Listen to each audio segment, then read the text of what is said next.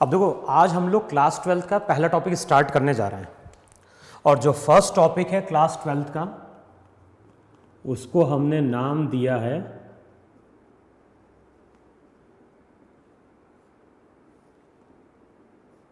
Electrostatic, है कि नहीं। अब देखो, जब हम इलेक्ट्रोस्टैटिक की बात करते हैं तो इलेक्ट्रोस्टैटिक का मतलब क्या है। इलेक्ट्रोस्टैटिक का मतलब है कि यहां पे हम स्टडी कर रहे हैं किसकी,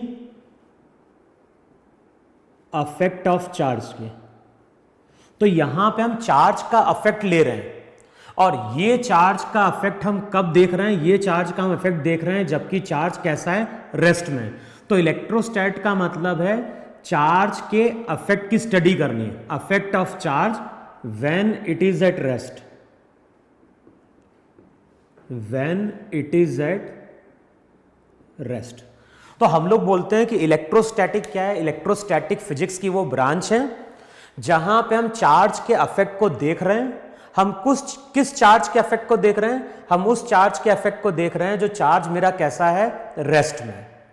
या फिर हम इसको ऐसे भी बोलते हैं कि इलेक्ट्रोस्टैटिक, तो इलेक्ट्रोस्टैटिक में जो इलेक्ट्रो है उसका मतलब होता है इलेक्ट्रॉन, और स्टैटिक का मतलब क्या हो गया, स्टैटिक का मतलब रेस्ट में। तो इलेक्ट्रोस्टैटिक का मतलब है एक तरह से इलेक्ट्रॉन की हम स्टडी कर रहे हैं जब वो कैसा है, रेस्ट में। अब देखो, सबसे पहले मैं एक केस कंसिडर करता हूं। मैं बोल रहा हूं कि यहां पे एक टेबल है और जो भी टेबल है वो टेबल मेरा वहां पे फ्रिक्शनलेस है, स्मूथ टेबल है। अब मैंने क्या किया, स्मूथ टेबल लिया और स्मूथ टेबल के ऊपर मैंने यहां पे एक रॉड को लाके प्लेस किया। ये रॉड है ग्लास की, तो यहां पे हम प्लेस कर रहे हैं एक तो ग्लास रॉड को, दूसरा यहां पे हम प्लेस कर रहे हैं एक सिल्क क्लॉथ को। तो एक तो मैंने ग्लास रॉड ली, दूसरी मैंने सिल्क क्लॉथ ली। दोनों को मैंने क्या किया, कुछ डिस्टेंस पे लाके प्लेस कर दिया और ये डिस्टेंस मेरा स्मॉल है।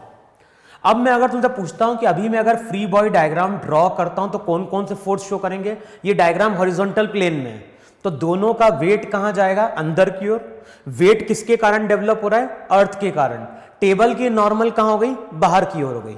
अब जिस रॉड और ग्लास की हम बात कर रहे हैं उन दोनों का वहां पे क्या है, मास है। तो हम लोग क्या देखते हैं कि जब टेबल के ऊपर हम ग्लास रॉड और सिल्क क्लॉथ को लाके प्लेस करते हैं तो ये दोनों ही बॉडी हमें रेस्ट में दिखाई देती है कि नहीं। लेकिन इससे पहले हम लोगों ने न्यूटन्स लॉ ऑफ ग्रेविटेशन पढ़ा है, और न्यूटन्स लॉ ऑफ ग्रेविटेशन क्या बोलता है, न्यूटन्स लॉ ऑफ ग्रेविटेशन बोलता है कि अगर यूनिवर्स में दो बॉडी हैं, अगर यूनिवर्स में दो बॉडी हैं और दोनों बॉडी का वहां पे क्या है, मास है, तो उस केस में दोनों ही बॉडी एक दूसरे के ऊपर अट्रैक्टिव फोर्स अप्लाई करती है। देखो है कि नहीं वहां पे। तो जो न्यूटन का ग्रेविटेशनल लॉ है उसके अकॉर्डिंग इसका मास m1 है, इसका मास m2 है। तो मास के कारण ये दोनों बॉडी एक दूसरे के ऊपर ग्रेविटेशनल फोर्स अप्लाई कर रही हैं और इनका नेचर अट्रैक्टिव है। अब बताओ, अगर दोनों बॉडी एक दूसरे के ऊपर ग्रेविटेशनल फोर्स अप्लाई कर रही है तब तो उस केस में इन दोनों बॉडी को एक दूसरे से अट्रैक्ट कर जाना चाहिए, लेकिन बॉडी हमें कैसी दिखाई देती है, रेस्ट में दिखाई देती है।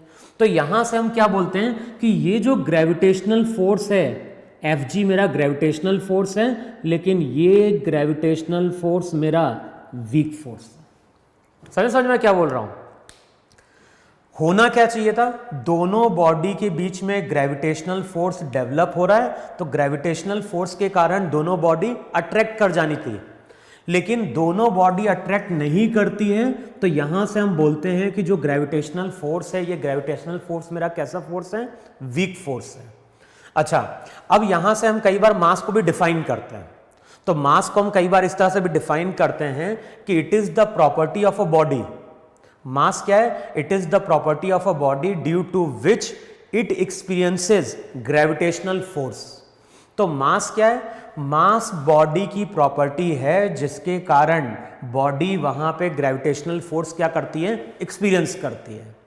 अब अगले स्टेप में मैंने क्या किया, अगले स्टेप में मैं ग्लास रॉड को और सिल्क क्लॉथ को पास में लेके आता हूं। अगले स्टेप में हम क्या कर रहे हैं, ग्लास रॉड और सिल्क क्लॉथ दोनों को हम पास में लेके आ रहे हैं, और पास में लाने के बाद दोनों को हम क्या करते हैं, रब करते हैं। रब करने के बाद दोनों बॉडी को फिर से हम क्या कर देते हैं, कुछ डिस्टेंस पे लाके प्लेस कर देते हैं, और ये डिस्टेंस स्मॉल होता है। अब एक्सपेरिमेंटली क्या देखा गया है कि जैसे हम दोनों बॉडी को रब करते हैं, रब करने के बाद कुछ स्मॉल डिस्टेंस पे लाके प्लेस करते हैं, तो जैसे ही हम प्लेस करते हैं दोनों एक दूसरे से क्या कर जाते हैं, अट्रैक्ट कर जाते हैं। और दोनों बॉडी अगर अट्रैक्ट कर गई, इसका मतलब है कि दोनों बॉडी के बीच में ग्रेविटेशनल फोर्स के अलावा भी कोई फोर्स डेवलप हुआ है, क्योंकि ग्रेविटेशनल फोर्स सफिशिएंट नहीं था दोनों को पास लाने के लिए। तो दोनों बॉडी अगर कुछ टाइम बाद पास आके स्टिक कर जाती है, तो इसका मतलब है कि इन दोनों के बीच में ग्रेविटेशनल फोर्स के अलावा भी कोई फोर्स डेवलप हुआ है, और वो जो फोर्स होता है उस फोर्स को हम लोग नाम देते हैं इलेक्ट्रोस्टैटिक फोर्स।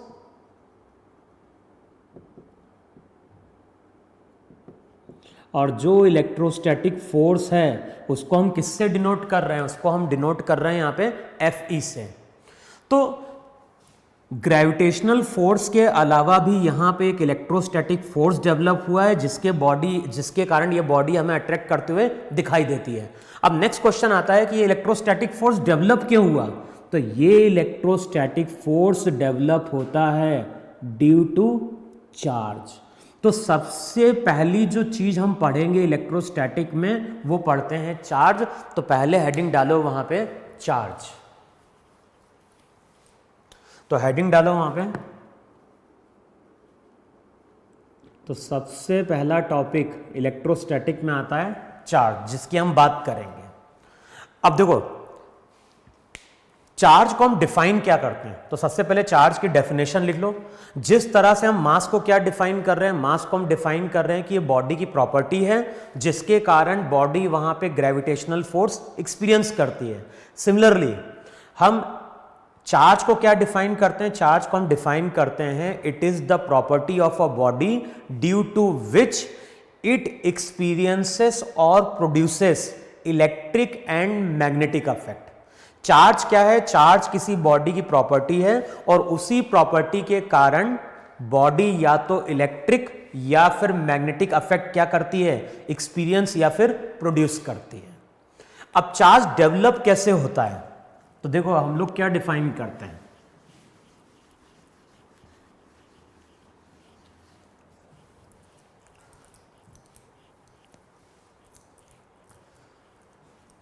अब देखो हम लोगों ने पढ़ा है कि अगर मान लो कोई भी मटेरियल होगा तो ये मटेरियल किससे मिलके बना है, ये मटेरियल मिलके बना है एटम्स से। और एटम्स में मेनली हम तीन पार्टिकल की बात करते थे, एक इलेक्ट्रॉन था, दूसरा प्रोटॉन था और तीसरा मेरा क्या था, न्यूट्रॉन था। अगर हम इलेक्ट्रॉन की बात करें तो इलेक्ट्रॉन पे चार्ज हम लेते थे -1.6 इंटू 10⁻⁻19 कूलम। चार्ज की यूनिट एसआई सिस्टम में कूलम होती है। तो इलेक्ट्रॉन पे चार्ज इतना होता है और जितना चार्ज इलेक्ट्रॉन पे होता है उतना ही अमाउंट का पॉजिटिव चार्ज किस पे होता है, प्रोटॉन पे होता है। तो जब भी हम किसी मटेरियल की बात कर रहे हैं तो वो मटेरियल किससे मिलके बना है, एटम से मिलके बना है। और एटम की प्रॉपर्टी क्या है, जितने वहां पे नंबर ऑफ इलेक्ट्रॉन होते हैं उतने ही वहां पे क्या होते हैं, नंबर ऑफ प्रोटॉन होते हैं। दोनों पे चार्ज कैसा है, इक्वल और ऑपोजिट है। तो इलेक्ट्रॉन को मैंने डिनोट किया है ई की पावर, मैंने क्या लिए, नेगेटिव सिंबल लगाया है। अगर मैं केवल कहीं पे केवल ई लिख रहा हूं तो वो ई क्या डिनोट कर रहा होगा, वो ई डिनोट कर रहा होगा इनके चार्ज का मैग्नीट्यूड। समझ में, इलेक्ट्रॉन को हम डिनोट कर रहे हैं ई के सिंबल के ऊपर माइनस साइन लगा रहे हैं, लेकिन अगर मैं केवल ई लिख रहा हूं तो वो क्या बता रहा है, वो बता रहा है वहां पे चार्ज का मैग्नीट्यूड, और चार्ज का मैग्नीट्यूड है 1.6 इंटू 10⁻⁻19 कूलम, है कि नहीं। अब मैं अगर तुमसे बोलता हूं कि हमारे पास एक मटेरियल है और इस मटेरियल में मान लो 10 इलेक्ट्रॉन है, तो होगा क्या, जितने यहां पे इलेक्ट्रॉन है उतने ही यहां पे क्या है, प्रोटॉन है। तो अगर मैं पूछ रहा हूं कि ये बॉडी कैसी है, तो ये बॉडी न्यूट्रल है, क्योंकि इस बॉडी पे नेट चार्ज 0 है। देखो है कि नहीं है, जितना यहां पे नेगेटिव चार्ज है उतना ही यहां पे पॉजिटिव चार्ज है, तो हम बोलेंगे बॉडी पे नेट चार्ज यहां पे क्या हो गया, 0 हो गया। लेकिन मान लो अगर मैंने किसी तरह से इस बॉडी में से 2 इलेक्ट्रॉन बाहर निकाल लिए, अगर मान लो किसी तरह से हमने इस बॉडी में से 2 इलेक्ट्रॉन बाहर निकाल लिए, तो अब यहां पे 8 इलेक्ट्रॉन और साथ में क्या है, 10 प्रोटॉन। अब बताओ कौन सा चार्ज एक्सेस में आ गया। अभी तक चार्ज मेरे बैलेंस हो रहे थे, लेकिन जैसे ये बॉडी इलेक्ट्रॉन क्या करती है, लूज करती है, तो चार्ज इम्बैलेंस हो जाता है। अब मैं अगर पूछ रहा हूं कि कौन सा चार्ज एक्सेस में है, तो 8 इलेक्ट्रॉन का चार्ज 8 प्रोटॉन के चार्ज से बैलेंस हो गया, तो हम बोलेंगे यहां पे केवल 2 प्रोटॉन का चार्ज है। प्रोटॉन की बात कर रहे हैं, चार्ज का मैग्नीट्यूड तो इतना ही है, तो यहां पे हम लिखेंगे Q इक्वल्स टू 2E। देखो है कि नहीं है वहां पे।